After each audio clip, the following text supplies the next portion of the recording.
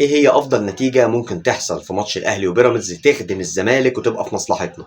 مبدئيا كده وقبل اي حاجة احنا مش مستنيين جمايل من حد، ولكن افضل نتيجة تريحنا وتخدمنا وتخلص لنا الدوري بدري بدري. الكلام ده مبني على فوز ان شاء الله الزمالك على انبي في الماتش اللي جاي. هتبقى مباراة صعبة ولكن احنا قدها، وباذن الله نقدر نحقق الثلاث نقط ويبقوا مضمونين في جيبنا.